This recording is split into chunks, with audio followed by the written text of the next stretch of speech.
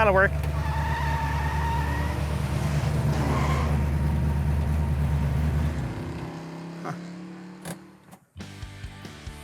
That's what comes with classic cars. Ooh. Mean Gene, are you ready for this? I think so. Holy smokes, did you see the garage when you drove by? I did. Oh my gosh, and check out the Bronco too. Kirk, dude, this is a spectacular garage, my man. Good to see you, bud. How's it going? Look at this. This is Gene, my photographer. Hi. Nice to meet you. How you doing, buddy? Look at these. Let's go inside real fast. Look at this. The Boss 302 and the Shelby GT 350. Holy cow.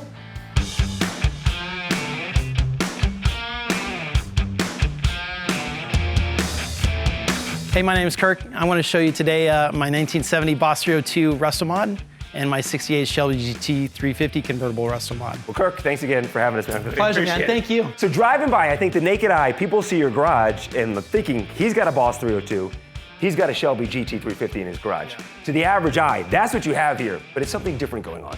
Yeah, so when you think from a purist mindset, people love the classic. You know, like they love an actual Shelby GT 350 or a Boss 302, right? However, from an actual everyday drivability standpoint, they're not very drivable. One is because they're so expensive, and you know, just to restore them, or if anything were to happen, that's a one-of-a-one type car, right? So these right here, these are built to drive. And not only are they built to drive, but they're built better than those standards. So, I'm looking at this, I see a 1970 Boss 302. yes. What do we have here? This is a 1970 Mustang. 1970 Mustang. It was born as a 302 three-speed car. Okay. So what you're looking at right now is about 3 years of love and me building something that I really enjoyed. I love this color. It's a really rare color. It's a gold color and It's a metallic gold color. yeah. And I just love the gold with the black. It's kind of like the Trans Am racing days. I found an actual Boss 302 like this one I almost purchased for about 75 grand. Well, the Boss 302 itself, it's a very historical vehicle. 1969, 1970. There's a guy by the name of Larry Shinoda. He worked for GM, he built Corvettes. He comes over to Ford, and this is his first project. It wasn't called the Boss 302, it was called the SR2. And the story goes is that he's working on the car, and people are coming up to Larry, what are you working on? What are you working on? He's like, I'm working on the boss's project, the boss's car. So that's how it became the Boss 302. But the SR2, he described it was very garish, he said, lots of chrome. So the first thing he did was he stripped it down, and you have this thing looking exactly like Larry Shinoda's Boss 302. Absolutely. Yes, and it's kind of a cool story when you think about how he started it and what they did with this with Trans Am Racing. This is one of the reasons why I love the Boss 302. I actually have a Boss 429 Restomod, Grabber Blue 1970, and that one has stack injection, crazy cool car. But I built it as a Restomod as well. So, and the reason why I do that is, honestly, I just love doing something different than what came from factory. Well, you look at this too, again, it is, I mean, you have the 69, the hood was all black. In 70, you have this option for the different stripes. Yeah, with the stripe here is really unique. The Boss 302, identical, spot on right down here. Yep. And you go to the back here too, the louvers and rear spoiler, those were an option, but majority of the Boss 302s have those. A majority of them have those, and then also in 1970, they got rid of these louvers, or the intake, intakes, right? yeah. The intake the 69 had. Also back here, the 70s, you can see how this is flat. Yes. So the 69s, they're actually curved. Okay. So that's a little bit different, and then these have a bigger tail light than the 69s as well. So, I mean, like a purist standpoint, this is pretty much an exact replica. It's pretty close. From the naked eye, it's an exact replica. And this too, by the way, getting rid of those air intakes was part of the Larry Shinoda. There's too much going on. Let's streamline it right here. Exactly, and for the Trans Am is, if you want to look inside. Yeah, come inside here, Gene. So something you can see that I added to this. This has a Shelby roll bar in it. Okay, yeah. So the Trans Am Mustangs only had that when they were racing, right? So this one has that. I installed that after the accident. So I literally have built this car twice. Over there you can see the Dakota digital gauges, and then you can see the custom steering wheel on it. That custom steering wheel is just a really nice wood grain steering wheel. However, to the naked eye, it looks very stock. Yes. And that's kind of what I wanted to do with it. This car had no AC in it. I literally purchased the lower dash and all the parts so I can make this an actual AC car from factory. Because the 302, the Boss 302, did not come with AC. No, it did not. We're in Las Vegas. It's 2023. I want AC in my car. Absolutely. Hey, can we back it out? Yeah. Start and back it out. Let's do that. Oh yeah.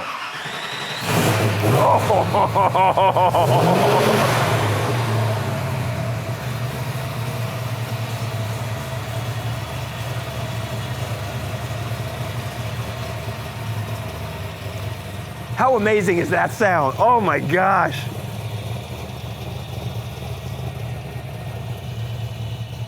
Ooh, when the sun hits, it pops. Oh my gosh. Holy smokes. Kirk, the sound of that when you started it up. Oh my gosh. Yeah, this is a fun car. Show us under the hood. So one of the things here is that it has a modern emergency brake, you know, like the emergency brakes, how they're underneath and they're kind of clunky. So I relocated it. It's in the tunnel. Gosh, you think about like the transmission itself, it's a TKX 5-speed transmission. So from the original ones, they're 4 speeds, right? Yeah. So this one has that extra gear that you literally feel the difference. So with the Boss 302, as you said before, they were building it to compete in the Trans Am series. Yeah. And the max they can go is 305, so that's why we have the 302. This is obviously not the 302. How much horsepower do you have in this? That's a stroked out 347. Okay. So it has 470 horsepower. So when you think about from an original car, they're just wonderful, like timeless relic cars, right? But this one, you're going to feel a difference. Yeah, you are. So this one also has a 9-inch rear end with 370 to 1 gears. Okay. So it does make a little bit of difference. All right, let's break down. We'll take this for a test drive, but let's go down and break down the GT350. Yeah. Perfect. 1968. I'm looking, what I think is a 1968 GT350. Yes. What are we actually looking at? We're looking at what was born as a 6-cylinder convertible. 1968. 1968. 1968. All right. So cool. Such a cool car. What did you do? How did you make it look? Again, the naked eye, the non-expert, the non-purist is going to see this and think we're looking at a GT350. Now, what's interesting about this car is originally, when I bought it, it looked exactly like a GT350. I mean, hands down, the interior, everything did. I resto-modded this so it didn't. So it had the original Shelby wheels on it, had, I mean, literally the original steering wheel. It had the actual dash or the actual console in it. So everything to the naked eye was even more period correct, right? But it was kind of tan. It had different colors. Like the way it faded wasn't quite even. So I gutted the whole interior and I painted it black. You can't go wrong with black. The roll bar? The black, that was actually black prior. That was black, but that was here. That was here. All right. Yeah. Now, what I did after I tore apart the interior, you can see the speakers back here. Yeah. That's something you probably wouldn't want to do in an actual GT350. I have a modern Bluetooth radio. It has modern Dakota style digital gauges in it as well. That has a TKX 5-speed. So when you drive this car, you're going to have the modern conveniences as well. So power steering on this. It does have AC. I love car shows. I'm a huge fan of Fast and Loud. I'm a huge fan of Richard Rawlings, counting cars. I love them all. When you see this, when people see this car, I think a lot of people think of Richard Rawlings and the car that he has. Yeah. This is very similar to it. It's very close.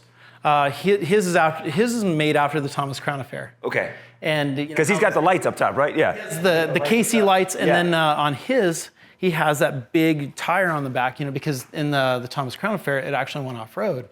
So his is actually jacked up a little bit and has bigger. It's lifted and has bigger tires and wheels on it. But you were on an episode of Fast and Loud? Yeah. So what did you have done? What were you? What season? Tell me more about it. I was in Mississippi and my luggage got stolen. Well, I had some Gas Monkey shirts, right? That were stolen. So you know what? On the way back, I'll go to Gas Monkey, which this is one of those shirts I purchased. But when I get there, Richard has this guy come out, and I had a '69 GMC truck. Badass truck. Like really cool is, you know, kind of a patina style truck. Sure. And as we're talking, he says, I want to buy this. So all right, so we negotiated and we went for a ride and stuff, and I sold it to him. However, one of the prior owners had an incident where the engine caught on fire. And when it caught on fire, what he did is instead of just rebuilding it, he got a salvage title for it. So his title guy, Tony, says, hey, you know, I'm not sure with Texas if that's going to be an issue. So Richard said, you know what, not a problem. I'll put you up at I'll put you up in the hotel next to Gas Monkey Bar and Grill. Go to the DMV the next morning, and you're good to go, right? And we'll make sure, you know, as long as everything's clear, I'll buy it from you then. And 3:30 in the morning, somebody freaking went into my U-Haul truck, took the keys out, and cut the straps on the trailer and drove it off. They stole the car. They stole the truck off, and I would have actually protected a little bit more, but it was during the middle of summer, and so it rained so much I couldn't like park it without getting it stuck. So I parked it out in the middle, and sure enough, see the video, they drove it right off. And is that on an episode of Fast and Loud? No, we did the whole episode except for when that happened. He said we're not going to do the episode. So it was kind of crazy.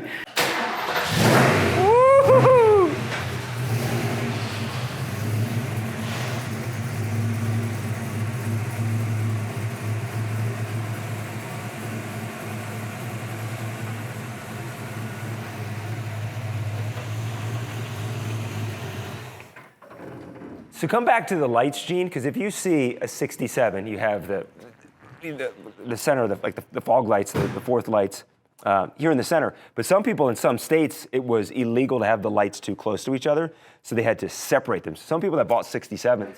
They had the first one, yeah, they had the 67 had the first lights right here, and then they had to move them out. Because yeah, if you bought one and you lived in a state where they had to be separated, you had to get this moved in order to pass inspection. Yep. Awesome. Well, let's do a ride along if we go in the Boss 302. Yeah. All right, let's do it. It's not very comfy back there. Gene has been in a lot of back seats over the past year and a half. And so we like to have Gene, he ranks the back seats. I'd rank that probably like a 3. His favorite so far is the 1980 Trans Am, right? Yep. Is it really? Yeah. Yeah, it was really soft and large too.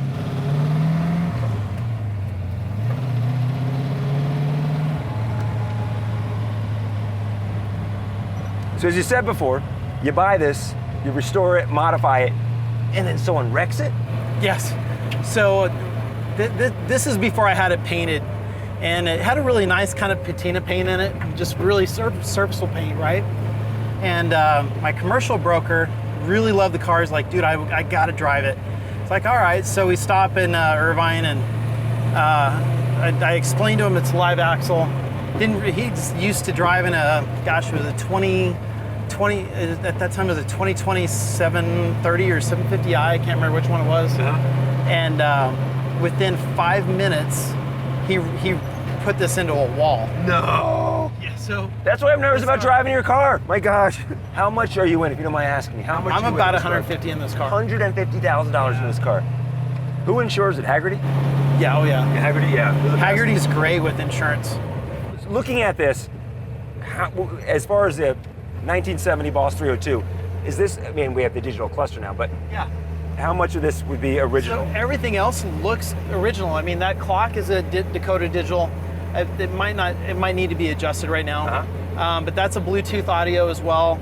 Has a clock. I mean, everything's integrated in this car as if it were 1970. Yeah. And that's what I really like about it. And the Boss 302 had back seats like this. Oh yeah, it did. Color just like the. Now this one, it did not every Mustang had a full down rear seat. That was an option in 1969 and 1970. You know, like the 65 through 68s, they all had full down rear seats. 69 and 70 was where you'd have a fixated seat or you could have the full down. Okay. And it's, I mean, again, such a historic car. Larry Shinoda comes in too. This was built to go against the 69 Camaro, the Z28. That was what they had in mind. Oh yeah, and also the Challengers. You know, the Challenger was in Trans Am racing in 1970. And so that was like the biggest year for cars in general, you know? You're a very knowledgeable car guy, and I love that. I love that about you. Where did you get all your knowledge? Just growing up a car guy, or? I grew up in Wyoming. My grandfather, he had a trucking company and had too many heart attacks, and doctor said you got to get rid of everything. So he got rid of the trucking company. He started collecting old cars. At any given time, he had 11 to 1,300 cars. And so as a kid, I just learned how to build cars, and he helped me build my first Mustang. It was a 1966 inline 6 Mustang. Put a 302 in it and kind of modified it a little bit. And I've had several since. Where in Wyoming was this? Torrington, it's north of Cheyenne, about 85 miles. All right. And you here in Las Vegas is really cool. You've got a Bronco, an off-road tour company, Yes. Bucking Broncos Off-Road Tours, and you use all modern Broncos with the tours. Yeah. It is a badass tour company. If you're ever in Las Vegas, you want to see some different sights outside of town, you got to do it in a brand new Bronco with Kirk. We need to get you out there and get you off-roading with one. Yeah. We're going to stop. My clutch just went out. Oh, it did? Yeah.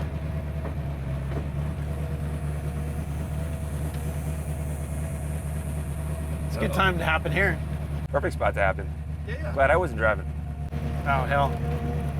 This is the fun thing about classic cars. I literally have only had this back maybe a month. Yeah, I can't do anything. Let me see what I can do here.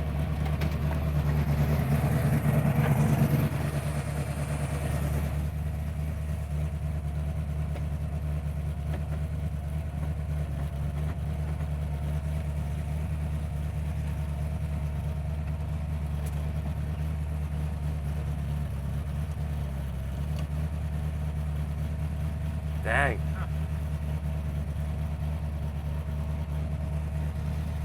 So, we're doing a ride along and the clutch went out. Where do you want to push it? We're going to push it just right to the side. All right. Yep.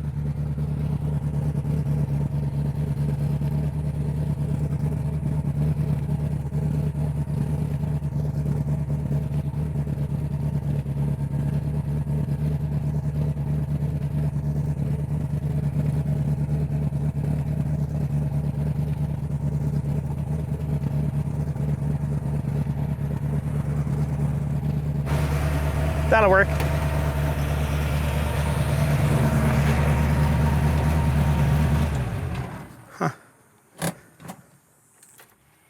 That's what comes with classic cars. This is the fun of having a classic car. So the clutch just went out? What do you think? So I think I want to take it to the shop, have them look at the hydraulic clutch. For some reason the pressure went out. Even broken down on the side of the road, it still looks really cool.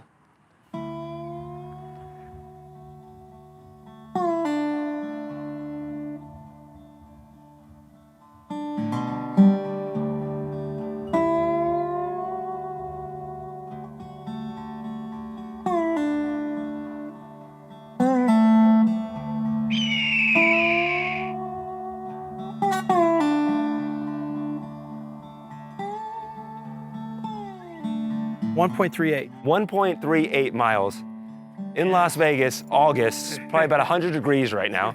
What's the temperature? Kirk, for a military guy, so this is no problem for him. He's like, come on guys, this is easy peasy. You're in good shape. Oh, it's only 99 today. Only 99. Yeah, we're It's coat weather. Well, Kirk, thank you so much for sharing your collection. We made it back, and we'll come back and do the test drive in the GT350. That'll work. And gorgeous Bronco too. We'll have to come back into that as well. Apologize for working, you guys. You know, It's all right, you didn't man. think, It's what happens with classic cars. right? AAA is on the way. Thank you for watching this week's episode. Thanks. If you want your car, shop, or collection featured on the show, then shoot us an email at carshopsandcollections@gmail.com. That's carshopsandcollections@gmail.com. And thanks for watching, and be sure and subscribe so you don't miss any future episodes of Cars, Shops, and Collections.